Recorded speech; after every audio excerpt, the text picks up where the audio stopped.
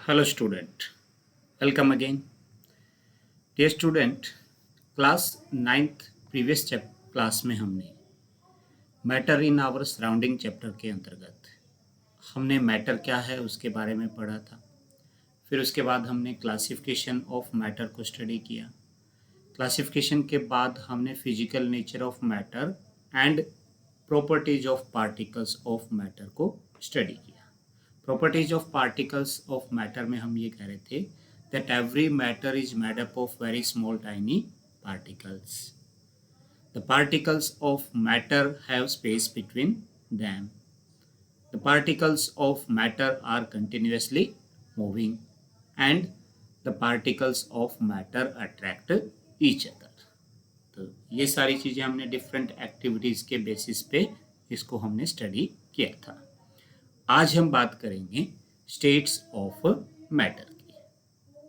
अब बेसिकली हमने ये कहा कि on the basis of the physical state matter is broadly divided into 3 categories. यानी जो मैटर है उसकी 3 मेन स्टेट्स हो सकती हैं, solid state, liquid state and gaseous state. लेकिन आजकल क्या है, मैटर जो है उसकी टोटल 5 स्टेट्स कंसिडर की जाती है। लेकिन हम वहाँ ज़्यादा डिटेल में ना जाके हम केवल 3 ही स्टेट्स की बात करेंगे, सॉलिड, लिक्विड और gaseous state. That means the matter exist in 3 different states and these states are solid state, liquid state and gaseous state. अब सबसे पहले बात करते हैं कि सॉलिड स्टेट क्या है। Solid state means A state of matter which has fixed shape and fixed volume। यानी मैटर की ऐसी स्टेट जिसमें मैटर की शेप फिक्स हो और उसका जो वॉल्यूम है वो अगर फिक्स होता है तब उसको हम बोलते हैं सॉलिड स्टेट। अब इस सॉलिड स्टेट की अगर हम प्रॉपर्टीज़ की बात करें, यानी शेप और वॉल्यूम के अलावा क्या क्या करेक्टरिस्टिक हो सकते हैं कि जिसको हम कहें कि वो सॉलिड स्टेट है। तो फर्स्ट पॉइंट तो ये हो गया, solids have definite shape and fixed volume. Second है the space between particles is minimums. यानी जब वो सॉलिड स्टेट में मैटर होता है तो पार्टिकल्स एक दूसरे के साथ क्लोजली बॉन्डेड होते हैं, क्लोजली पैक्ड होते हैं और उनके बीच का जो स्पेस होता है वो मिनिमम होता है। So interparticle space between in solid state is a minimum. Third है the force of attraction between these particles is a maximum. हम ये कह रहे हैं कि पार्टिकल्स क्लोजली पैक्ड होते हैं। क्लोजली पैक्ड है इसका मतलब उन पार्टिकल्स के बीच जो अट्रैक्टिव फोर्सेज हैं, यानी जो इंटर पार्टिकल अट्रैक्शन है वो स्ट्रॉन्ग होगा। So the attractive force between the particles in solid state is a maximum. Fourth है the movement of the particles is a minimum. In solid states the particles can not move from their positions. यानी वो अपनी जगह से movement नहीं कर पाते हैं सॉलिड स्टेट में। क्यों? क्योंकि सॉलिड स्टेट में हर एक पार्टिकल्स जो है वो क्लोजली दूसरे पार्टिकल से सराउंडेड होता है या घिरा हुआ रहता है, तो उस पार्टिकल्स को मूव करने के लिए फ्री स्पेस अवेलेबल नहीं होता। सेकंड, उसमें जो फोर्स ऑफ अट्रैक्शन है वो इतने स्ट्रॉन्ग है कि उन पार्टिकल्स को वो एक जगह से दूसरी जगह पे मूवमेंट नहीं करने देते हैं। लेकिन सॉलिड स्टेट में क्या होता है कि पार्टिकल्स अपनी पोजीशन तो चेंज नहीं कर सकते, लेकिन वो अपनी जगह पे वाइब्रेट कर सकते हैं या ऑसिलेट कर सकते हैं। Means particles can vibrate on and oscillate on their own position but they can not change their position in the solid state. Next है द सॉलिड्स आर लीस्ट कंप्रेसेबल। कोई भी सॉलिड्स जो होता है वो क्या होते हैं, लेस कंप्रेसेबल होते हैं। फॉर एग्जांपल, जैसे मैंने एक ये बॉक्स ले रखा है, अगर मैं इसको यहाँ से इसको दबाना चाहूँ तो वो इजीली कंप्रेस नहीं हो पाता क्योंकि ये सॉलिड स्टेट में है। अगर मैं इसको ऐसे चाहूँ कि मैं इसको इस तरीके से दबा दूँ तो वो पॉसिबल है नहीं हो पाता है। तो सॉलिड्स है वो क्या होते हैं, लेस कंप्रेसेबल होते हैं। And their rate of diffusion is least. Diffusion हमने प्रीवियस क्लास में पढ़ा था। डिफ्यूजन का मतलब क्या होता है? Intermixing of two different kind of particles at their own is called a diffusion. तो जो सॉलिड्स होते हैं उनमें क्या होता है? रेट ऑफ डिफ्यूजन है वो बहुत कम होता है। फॉर एग्जाम्पल, हमने एक बाउल ली, उस बाउल में हमने 1 टीस्पून शुगर डाल दी और उसमें 1 टीस्पून हमने सॉल्ट को ऐड कर दिया। क्या शुगर और सॉल्ट ऑटोमेटिकली कंप्लीटली मिक्स हो जाएंगे? नहीं। दैट मीन्स दोनों ही क्या है? सॉलिड स्टेट में है। तो सॉलिड स्टेट में इसका मतलब उनका रेट ऑफ डिफ्यूजन है वो क्या है? वेरी लेस होता है। तो all these are properties of a solid state of a matter. First क्या था? The solid have definite shape and fix volume. Second था the space between particles is a minimum. Third, the attractive force present between particles is a maximum. Fourth, the movement of particles is minimum, means particles cannot move from their position in the solid states. And fifth is the solids are least compressible. They cannot be compressed easily. Means जब हम पे pressure डालेंगे तो वो दबाए नहीं जा सकते, कंप्रेस नहीं किए जा सकते। अगर हम एक्सेसिव प्रेशर डालेंगे तो वो क्या करेगा? वो टूट जाएगा। That means they are non compressible. और लास्ट पॉइंट क्या था? Their rate of diffusion is a least. तो ये होती है सॉलिड स्टेट ऑफ मैटर। अब सॉलिड स्टेट ऑफ मैटर के एग्जांपल हमें पूछे तो एग्जांपल में हम कोई भी चीज़ें हमारे सराउंडिंग में जो होती हैं उसका कोई भी एग्जांपल ले सकते हैं। जैसे मैंने ये कहा, पेन है, मोबाइल है, चेयर है, टेबल है, ये सारे के सारे जो हैं वो क्या हैं? सॉलिड स्टेट के एग्जाम्पल्स हो जाएंगे। तो यहाँ पे देखो, जैसे यहाँ पे ये दिखा रखा है कि सॉलिड स्टेट दिखा रखी है। दैट मीन्स यहाँ पे जो पार्टिकल्स हैं, ये बॉल लाइक जो स्ट्रक्चर दिखा रखी है, ये किसको शो कर रहा है? पार्टिकल्स को। तो ये पार्टिकल्स इस सॉलिड स्टेट में इतने ज़्यादा क्लोजली पैक्ड होते हैं कि उनके बीच का जो स्पेस होता है वो बहुत कम होता है। यानी वो मैक्सिमम स्पेस है वो पार्टिकल्स कवर कर लेते हैं, वैकेंट स्पेस उसमें बहुत कम रहता है। तो उसको हम सॉलिड स्टेट कहते हैं। नेक्स्ट इसके बाद सेकेंड स्टेट ऑफ मैटर आती है लिक्विड स्टेट।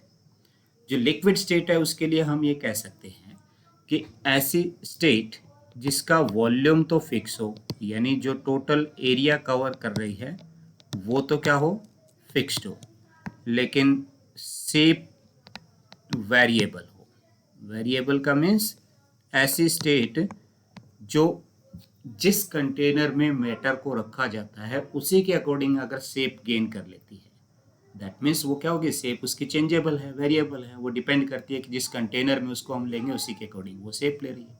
लेकिन जितना एरिया वो कवर कर रहा है वो हमेशा क्या रहता है? फिक्स रहता है। तो वॉल्यूम फिक्स होता है और जिसकी शेप वेरिएबल होती है उस स्टेट को हम क्या बोलते हैं? लिक्विड स्टेट बोलते हैं। अब जो लिक्विड स्टेट की प्रॉपर्टीज़ हैं, तो इन प्रॉपर्टीज़ की बात करें तो फर्स्ट क्या हो जाएगा? Liquids have no definite shape but have fixed volume. यानी इनकी शेप फिक्स नहीं होती है लेकिन वॉल्यूम है वो क्या होता है? फिक्स होता है।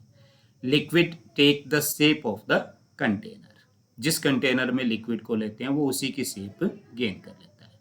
फॉर एग्जाम्पल, हमने 1 ग्लास ऑफ वाटर लिया, तो अब उस ग्लास के अंदर जो वाटर है उसने क्या किया? उस ग्लास की शेप ले ली। अब उसी वाटर को हम ट्रांसफ़र कर दें बाउल में, कटोरी में इसको ट्रांसफ़र कर दें, तो क्या होगा? जो वाटर है वो उस बाउल की शेप ले लेगा। उसी वाटर को हम ट्रांसफ़र कर दें थाली में या प्लेट में, तो वहाँ ट्रांसफ़र कर देंगे तो वो शेप कैसी ले लेगा? उसी प्लेट या थाली के अकॉर्डिंग ले लेगा। दैट मीन्स उसकी शेप तो है वो क्या है? चेंज हो रही है, लेकिन जो टोटल एरिया उसने कवर कर रखा है जिसको हम वॉल्यूम कह रहे हैं उसमें कोई चेंज नहीं आता। यानी जितना वॉल्यूम उसने ग्लास में कवर कर रखा था सेम वही वॉल्यूम किस में कवर करेगी? वो बाउल में करेगी। और सेम वही उतना ही वॉल्यूम किस में कवर करेगा? वाटर प्लेट या थाली जिसमें हमने लिया है उसमें कवर करता है। दैट मीन्स वॉल्यूम में कोई चेंज नहीं आ रहा है, केवल उसकी शेप है वो चेंज होती है, तब उसको हम बोलते हैं लिक्विड स्टेट। अब जो लिक्विड स्टेट की अदर प्रॉपर्टी है, तो space between particles is intermediate. Particles के बीच का जो स्पेस है वो क्या होता है? इंटरमीडिएट, इंटरमीडिएट मीन्स कि इन पार्टिकल्स के बीच का जो स्पेस है वो सॉलिड स्टेट के कंपैरिजन में ज़्यादा होता है। सॉलिड में तो पार्टिकल्स बिल्कुल क्लोजली पैक्ड होते हैं, लेकिन लिक्विड स्टेट में जाके पार्टिकल्स के बीच डिस्टेंस है वो थोड़ी बढ़ जाती है, लेकिन ये स्पेस गैस के कंपैरिजन में कम होता है, तो इसको हम बोलते हैं इंटरमीडिएट स्पेस होता है। थर्ड है the force of attraction between particles is also intermediate. अब स्पेस बढ़ गया, दैट मीन्स सॉलिड के कंपैरिजन में यहाँ पे अट्रैक्टिव फोर्सेज होंगे जो पार्टिकल्स के बीच में, वो भी क्या होंगे, कम होंगे, तभी पार्टिकल्स है वो थोड़ा एक दूसरे से ज़्यादा गैप पे प्रेजेंट है in comparison to the solid. So the force of attraction is also intermediate, that means it is less than solid but it is more than gas. Fourth is the movement of particles is also intermediate. Solid में हम कह रहे थे कि particles है वो movement नहीं करते हैं. The movement of particles in solid state is completely restricted. लेकिन liquid state में क्या होता है, particles can move. Particles move कर सकते हैं, but they can move only in a specified volume, यानी वो एक फिक्स वॉल्यूम के अंदर ही पार्टिकल इधर उधर मूवमेंट कर सकते हैं, तो मूवमेंट ऑफ पार्टिकल्स हम ये कह सकते हैं कि वो इंटरमीडिएट है। And next is they are less compressible, यानी लिक्विड जो है वो भी क्या होते हैं, सॉलिड की तरह लेस कंप्रेसिबल होते हैं, लेकिन अगर हम सॉलिड के कंपैरिजन में देखें तो ये स्लाइटली लिक्विड को हम कंप्रेस कर सकते हैं, लेकिन कंप्लीटली ये भी कंप्रेसेबल नहीं होते हैं, तो इनको हम लेस कंप्रेसेबल बोलते हैं। एंड लास्ट क्या है, the rate of diffusion is more than solid. Rate of diffusion है वो क्या है, मोर देन सॉलिड है, यानी सॉलिड के केस में हम क्या कह रहे थे कि पार्टिकल्स है वो इंटरमिक्स नहीं हो रहे थे एट देयर ओन, लेकिन लिक्विड में हमने देखा कि अगर हम किसी बीकर में वाटर लें और वाटर लेने के बाद उसमें 1 और 2 ड्रॉप क्या डाल दें, हम इंक डाल दें, तो थोड़ी देर बाद अगर देखेंगे तो क्या होगा, वो इंक पूरे के पूरे मिक्सचर में स्प्रेड हो जाती है, यानी वो इक्वली डिस्ट्रीब्यूट हो जाती है, तो वहाँ पे क्या हो रही है, इंक और वाटर की इंटरमिक्सिंग हो रही है, तो उसको हम कह रहे हैं डिफ्यूजन। तो जो डिफ्यूजन है वो लिक्विड में होता है, लेकिन उसका रेट जो है वो गैस के कंपैरिजन में कम होता है, लेकिन सॉलिड के कंपैरिजन में वो ज़्यादा होता है। अब यहाँ पे हमने लिक्विड की बात की, तो लिक्विड के केस में क्या होगा कि जो पार्टिकल्स के बीच का जो स्पेस होता है वो कंपैरेटिवली सॉलिड के कंपैरिजन में क्या होता है, ज़्यादा होता है, पार्टिकल्स है वो ज़्यादा दूरी पे होते हैं in comparison to the solid.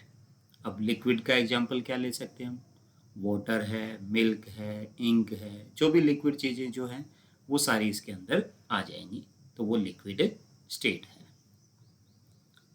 Third इसके बाद में आता है गैसियस स्टेट। तो गैसियस स्टेट हम ये कह सकते हैं that it is the state of matter which has no fixed shape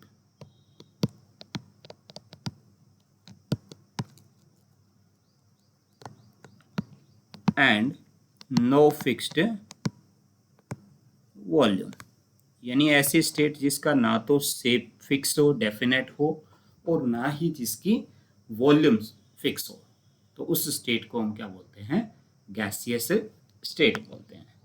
यानी जो गैसियस स्टेट है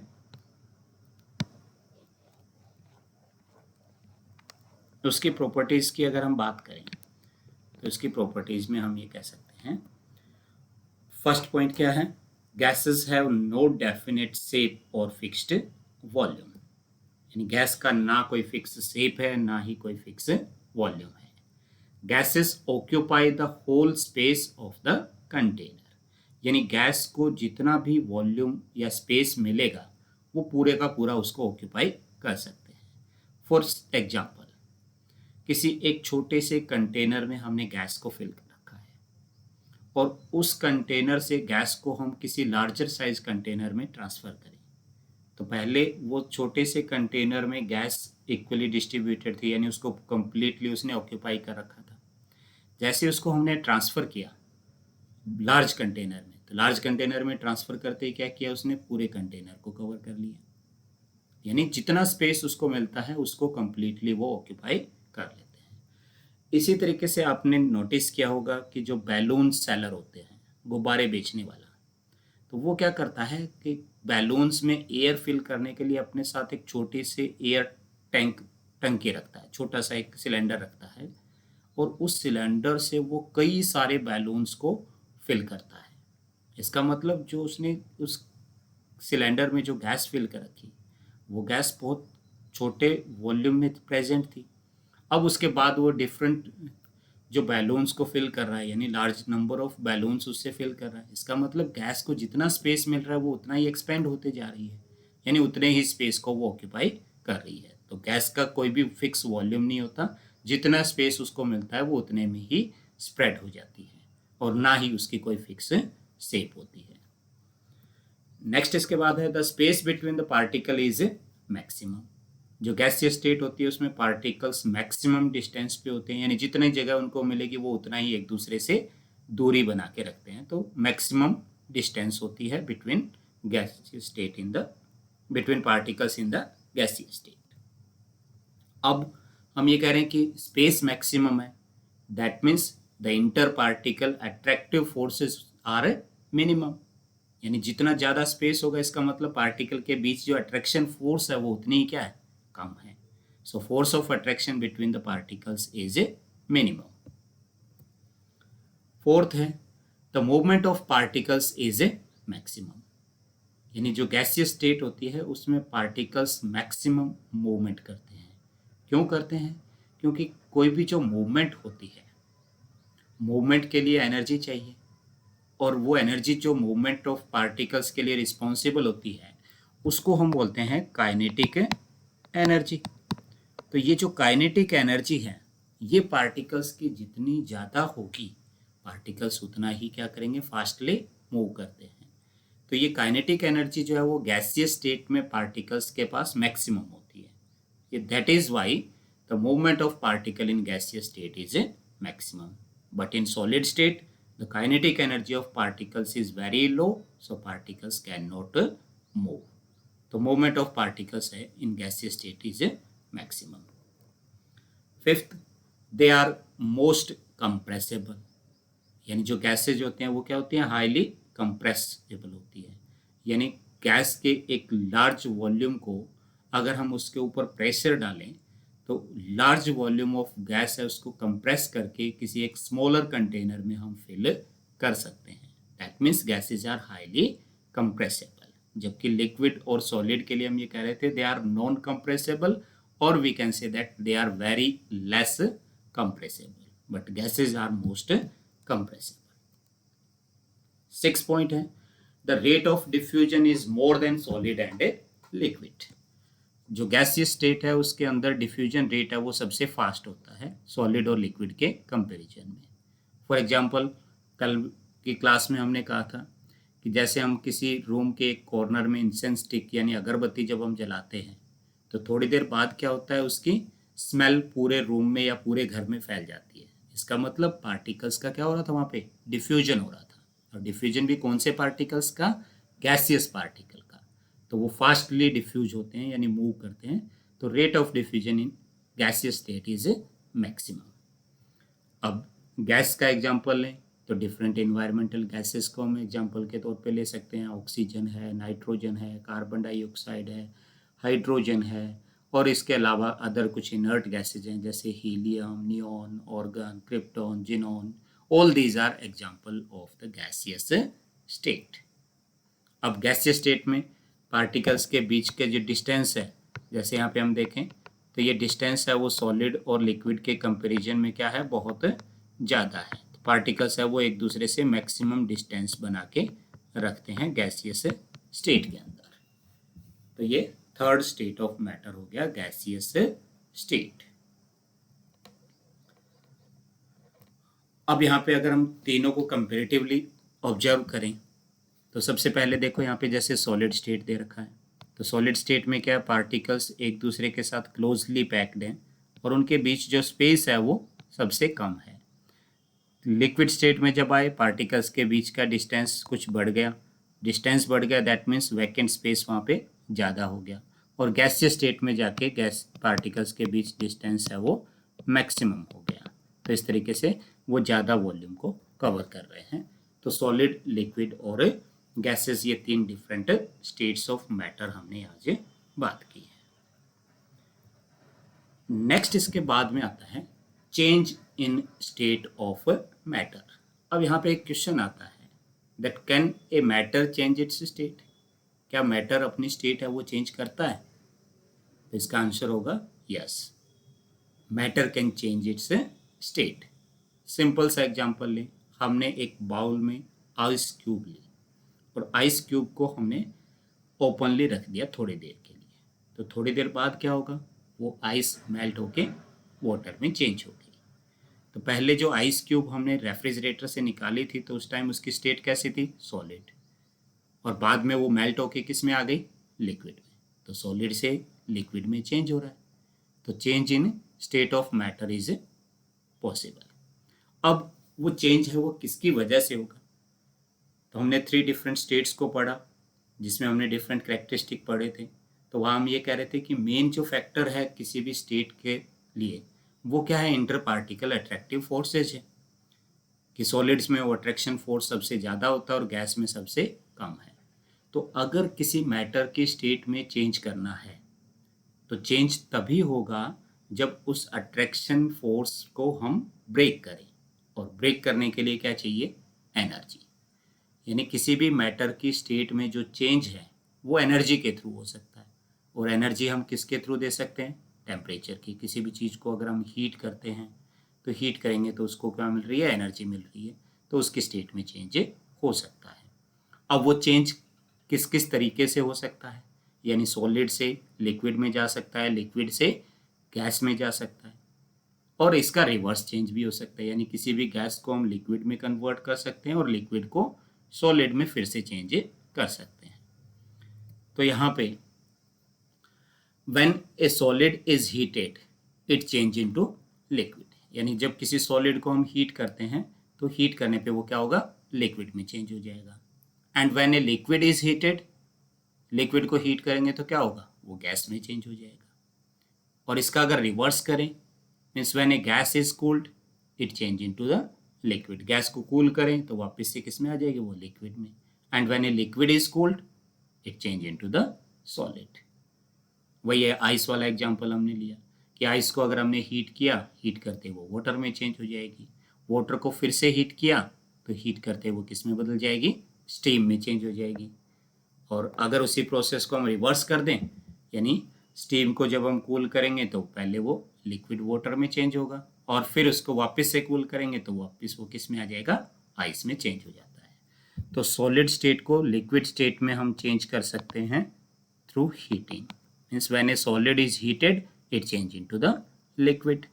Similarly, a liquid can also be changed into the gaseous state by heating. अब जो गैस है उसको वापस लिक्विड में लाना है तो उसके लिए हमें क्या करना पड़ेगा, गैस को कूल करना पड़ेगा। तो कूल करेंगे तो वो वापस से लिक्विड स्टेट में आ जाएगी। या लिक्विड जो है उसको हम कूल करें तो वो वापस किस में चेंज हो जाएगी, सॉलिड में चेंज हो जाएगी। तो इस तरीके से जो डिफरेंट स्टेट्स हैं वो टेम्परेचर के अकॉर्डिंग चेंज हो सकती है। यानी टेम्परेचर इंक्रीज करें या टेम्परेचर डिक्रीज करें तो उससे एक स्टेट है वो दूसरे में इंटरचेंज हो जाती है। अब पहले हम बात करते हैं फर्स्ट मेल्टिंग और फ्यूजन की। यानी जब किसी सॉलिड को हम हीट कर रहे हैं तो सॉलिड को हीट करने पे वो किस में चेंज हो रहा है, लिक्विड स्टेट में चेंज हो रहा है। So change of solid into liquid is called fusion और melting. When a solid is heated the particles begin to vibrate with greater speed and begin to move more freely. यानी जब solid को हमने energy provide की, यानी उसको heat किया तो क्या होगा, हम ये करें कि सॉलिड स्टेट में पार्टिकल्स है वो अपनी पोजीशन पे क्या करते हैं, वाइब्रेट करते हैं। जैसे हमने उसको टेम्परेचर दिया तो उनका वाइब्रेशन बढ़ जाता है और वो वाइब्रेशन इतनी ज़्यादा तेज़ी से करने लगते हैं कि पार्टिकल के बीच का जो अट्रैक्शन फोर्स है, जिससे वो पार्टिकल एक दूसरे के साथ जुड़े हुए हैं, वो अट्रैक्शन फोर्स ब्रेक कर जाता है। और जैसे ही अट्रैक्शन फोर्स ब्रेक करेगा, पार्टिकल्स मूवमेंट करना स्टार्ट कर देंगे और मूवमेंट करते करते वो अपनी स्टेट को चेंज कर लेते हैं।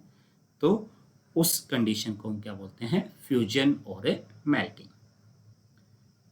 At particular temperature the solid melts and change into the liquid. यानी जब सॉलिड लिक्विड में चेंज हो रहा है तो वो चेंज भी एक पर्टिकुलर टेम्परेचर पे ही होता है, और वो पर्टिकुलर टेम्परेचर जो है वो कहलाता है melting point. Means melting point क्या हो जाएगा? The temperature at which A solid melts is called its melting point. For example, ice जो है, आइस को अगर हम मेल्ट करेंगे तो आइस मेल्ट होके वाटर में कब चेंज होता है? जब टेम्परेचर 0 डिग्री सेल्सियस या फिर क्या कहते हैं उसको हमें 273 केल्विन हो।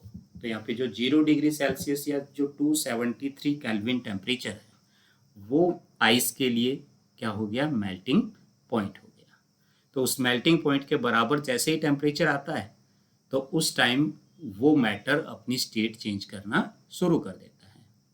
यानी किसी भी सॉलिड को हमने टेम्परेचर दिया तो जैसे ही टेम्परेचर उसके मेल्टिंग पॉइंट के बराबर आएगा तो उसके बाद टेम्परेचर में वेरिएशन होना बंद हो जाता है। यानी उस कंडीशन में टेम्परेचर कांस्टेंट हो जाता है। हम उसको हीट तो दिए जा रहे हैं, लेकिन हीट देने के बावजूद भी टेम्परेचर है वो कांस्टेंट हो जाता है जब तक कि पूरा मैटर अपनी स्टेट चेंज नहीं कर लेता है। तो इसका मतलब क्या हुआ कि हम तो कंटिन्यूसली उसको हीट देते जा रहे हैं, लेकिन टेम्परेचर जो थर्मामीटर है वो जैसे ही टेम्परेचर यहाँ पे जैसे आइस के केस में 0 डिग्री सेल्सियस आएगा, उसके बाद थोड़ी देर के लिए वो वेरिएशन रुक जाता है। यानी उसमें टेम्परेचर में कोई चेंज नहीं आता है, जबकि हम उसको कंटिन्यूसली क्या कर रहे हैं? हीट दे रहे हैं। तो वो टेम्परेचर वहाँ पे क्या हो गया? कांस्टेंट हो गया। अब टेम्परेचर कांस्टेंट हो गया तो जो हमने हीट उसको दी थी, हीट प्रोवाइड की थी, वो कहाँ चली गई? वो हीट जो पार्टिकल के बीच जो अट्रैक्शन फोर्स है, उस अट्रैक्शन फोर्स को ब्रेक करने में यूज हो गई। क्योंकि स्टेट चेंज कब होगी? जब वो पार्टिकल के बीच का अट्रैक्शन फोर्स टूटेगा। तो जो एनर्जी या हीट हमने उसको प्रोवाइड की थी, that heat is used to overcome the attractive force present between the particles in the solid. वहां पे वो यूज हो गई। तो वो हीट या एनर्जी जो अट्रैक्टिव फोर्स को ब्रेक करने में यूज हो रही है, उसको हम बोलते हैं लैटेंट हीट। अब यहाँ पे हम फ्यूजन की बात कर रहे हैं तो वो क्या हो जाएगी? लैटेंट हीट ऑफ फ्यूजन हो जाएगी। लैटेंट का मतलब हिडन अमाउंट ऑफ हीट है, यानी एक ऐसी एनर्जी जो हमें दिखाई नहीं दे रही है। हमने टेम्परेचर बढ़ाया, मतलब हीट करते जा रहे हैं, फिर भी थर्मामीटर में रीडिंग चेंज नहीं हो रही है। इसका मतलब वो हिडन एनर्जी होगी एक तरीके से, जो कहाँ पे यूज हो रही है? To break the attractive force present between the particles. तो इसलिए उसको हम क्या बोलते हैं? लैटेंट हीट बोलते हैं। अब ये जो लैटेंट हीट ऑफ फ्यूजन है, इसको हम डिफाइन कर सकते हैं that it is the amount of heat energy required to change 1 kilogram of a solid into liquid at atmospheric pressure। यानी एटमॉस्फेरिक प्रेशर पे किसी भी सॉलिड का 1 किलोग्राम है और उस 1 किलोग्राम को हमें मेल्ट करके लिक्विड में कन्वर्ट करना है, तो उसके लिए जो एनर्जी रिक्वायर्ड होगी वो क्या कहलाती है? उसकी लेटेंट हीट ऑफ फ्यूजन कहलाती है। इस पे कई बार एग्जाम में डायरेक्ट डेफिनेशन पूछ ली जाती है कि लेटेंट हीट ऑफ फ्यूजन क्या है, what is latent heat of fusion. तो ये डेफिनेशन आपने ध्यान रखनी है। The amount of heat energy required to change 1 kilogram of a solid into liquid at atmospheric temperature and at its melting point. यानी ये कब होगी? जब टेम्परेचर मेल्टिंग पॉइंट के बराबर आ जाए, तो उस टाइम जो एनर्जी यूज हो रही है उसको हम बोलते हैं लेटेंट हीट ऑफ फ्यूजन। अब देखो यहाँ पे, जैसे यहाँ पे हमने क्या किया? टेम्परेचर और हीट के बीच में एक कर्व देखा। तो फर्स्ट हम क्या करते हैं, जैसे यहाँ पे कोई भी मैटर है, इस मैटर को हमने हीट देना स्टार्ट किया। जैसे जैसे उसको हम हीट प्रोवाइड कर रहे हैं, टेम्परेचर बढ़ेगा, यानी थर्मामीटर की रीडिंग बढ़ते जाएगी। इसलिए ग्राफ में यहाँ पे क्या आ रही है, एक तरीके से एक स्ट्रेट लाइन बनते जा रही है। लेकिन जैसे ही इस पॉइंट पे आए, इस पॉइंट पे आने के बाद यहाँ से लेके यहाँ तक, यानी इन दो पॉइंट के बीच में ये जो लाइन यहाँ बन रही है, ये हीट वाली लाइन के पैरेलल बन रही है, इसके पैरेलल आ रही है। इसका मतलब हीट में कोई जो है, हीट तो कंटिन्यूसली उसको दे रहे हैं, लेकिन टेम्परेचर में कोई चेंज नहीं आया। इसका मतलब यहाँ से लेके यहाँ तक जितने भी हीट हमने इसको प्रोवाइड की, वो सारी की सारी कहाँ यूज हो गई, to overcome the attraction force present between particles. तो इसलिए इसको हम क्या बोलेंगे, लेटेंट हीट ऑफ फ्यूजन। अब जैसे ही मैटर कंप्लीटली मेल्ट करेगा, मेल्ट होते वापस से ये लाइन बढ़ना शुरू हो जाएगी, यानी फिर से टेम्परेचर बढ़ना स्टार्ट हो जाएगा। क्योंकि यहाँ तक तो वो क्या कर रहा था, केवल स्टेट चेंज कर रहा था। अब उसके बाद वापस जितने भी हीट दे रहे हैं वो टेम्परेचर में कन्वर्ट हो रही है, तो इससे उसका टेम्परेचर बढ़ते जा रहा है। तो इसको हम बोलते हैं लेटेंट हीट ऑफ फ्यूजन। इसी तरीके से सेकंड है बॉइलिंग। बॉइलिंग मीन्स जब कोई लिक्विड को हीट करते हैं, when a liquid is heated its particles begin to move even faster. Same जैसे सॉलिड में हो रहा था, यहाँ पे भी क्या होगा, जैसे ही हम हीट करते हैं पार्टिकल्स की मूवमेंट बढ़ती है। And then at a particular temperature, फिर वही एक कांस्टेंट टेम्परेचर आता है, at which the particles of liquid begins to boil and change into gas और वेपर। यानी एक ऐसा टेम्परेचर आता है, उस टेम्परेचर पे जाके पार्टिकल्स है वो क्या होंगे, बॉयल होना स्टार्ट कर देते हैं और अपनी स्टेट्स है वो चेंज कर लेते हैं, यानी वो गैसियस स्टेट या वेपर स्टेट में चले जाते हैं। तो यहाँ पे जो फिक्स टेम्परेचर, यानी जिस पर्टिकुलर टेम्परेचर की हम बात कर रहे हैं, ये पर्टिकुलर टेम्परेचर यहाँ पे क्या होगा, बॉइलिंग पॉइंट होता है। जैसे हम मेल्टिंग के केस में टेम्परेचर कह रहे थे मेल्टिंग पॉइंट है, वैसे यहाँ पे बॉइलिंग के केस में जो कांस्टेंट टेम्परेचर आता है जिस पे ये प्रोसेस हो रही है, वो कहलाता है boiling point. Boiling is a bulk phenomena and when a liquid boils the bulk of the liquid change into vapours. यानी एक बल्क का मतलब होता है लार्ज स्केल पे, तो बॉइलिंग जो है वो एक लार्ज स्केल पे प्रोसेस होती है, और जब कोई लिक्विड बॉयल होता है तो उसके पार्टिकल्स जो है वो बल्क में यानी लार्ज स्केल पे वो वेपर स्टेट में कन्वर्ट हो जाते हैं। सिंपल सा हम क्या करें, किसी एक बर्तन में हम पानी लें और पानी को उसको गर्म करने के लिए रख दें, और तो धीरे धीरे क्या होगा, पहले पानी का टेम्परेचर बढ़ते जाएगा, और उसके बाद क्या होगा, पार्टिकल्स जो हैं वाटर या लिक्विड के, वो सारे वेपोराइज होना स्टार्ट कर देते हैं, यानी वो वेपर्स में कन्वर्ट होना शुरू कर देते हैं। तो वो प्रोसेस है वो क्या कहलाती है, boiling.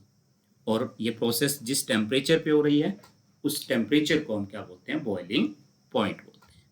That means the temperature at which a liquid starts boiling is called boiling point. यानी जिस टेम्परेचर पे बॉइलिंग प्रोसेस स्टार्ट हो रही है वो क्या कहलाता है, बॉइलिंग पॉइंट कहलाता है। The boiling point of water is 100 degree Celsius और 373 केल्विन।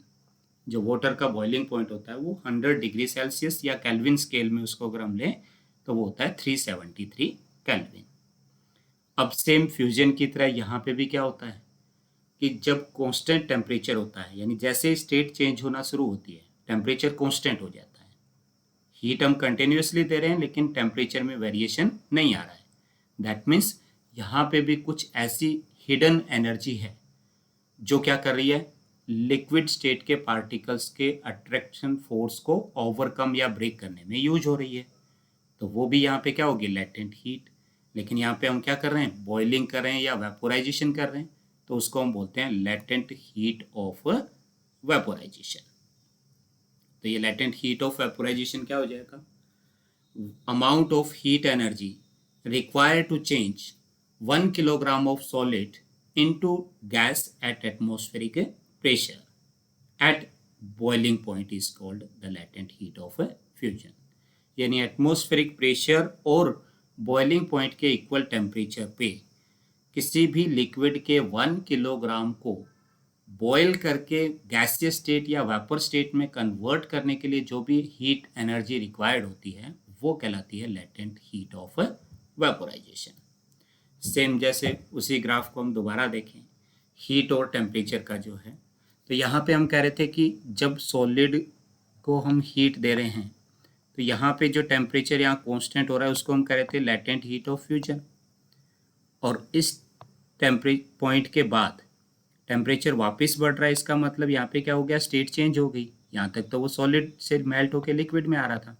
अब जो लिक्विड स्टेट है वो टेम्परेचर कंटिन्यूसली उसका बढ़ रहा है जैसे जैसे उसको हम हीट दे रहे हैं।